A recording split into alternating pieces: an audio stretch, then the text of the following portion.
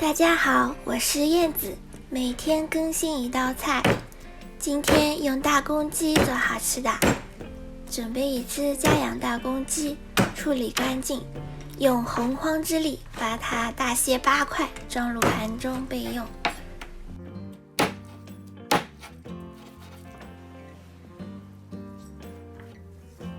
再来处理一下竹笋，用刀像这样将竹笋由下至上划一刀，从划开处轻松地将笋壳从左右两边分开并剥离，一下子能剥掉好多壳。像这样把笋壳都剥干净，对半切开，再切成厚片，装入盆中，用清水洗一遍。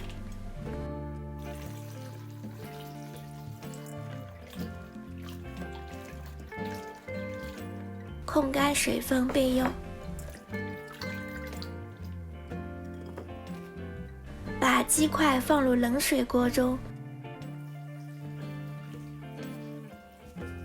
开火焯水至水烧开，撇去浮沫捞出，装入盆中。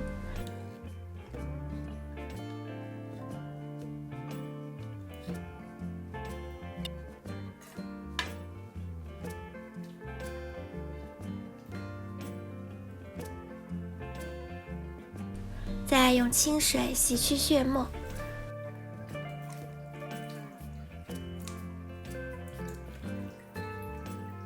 控干水装入盘中备用。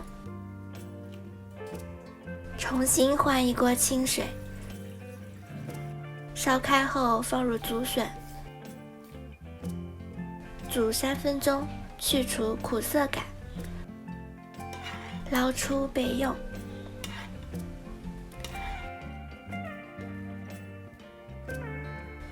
锅烧热，倒入2勺花生油，放入1把冰糖，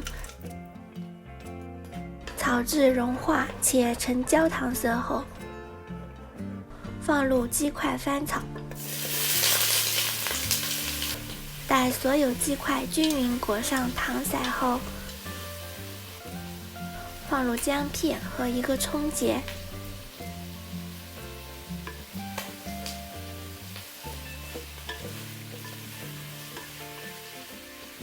再加入1小勺老抽，1大勺生抽，翻炒片刻，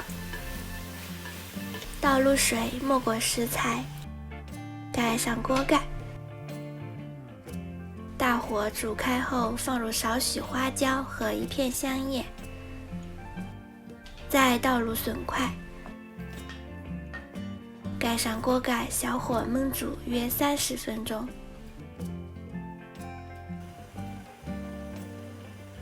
待收汁到粘稠时，加入1小勺盐，1勺香醋提味，最后放1把青蒜增加香味。竹笋焖鸡就完成啦！鸡块和竹笋一起在锅里焖煮，2股鲜味的力量瞬间交汇。如果你喜欢，也试试吧。好啦，本期视频就分享到这里了。喜欢我的视频就关注我吧，每日为您更新一道菜。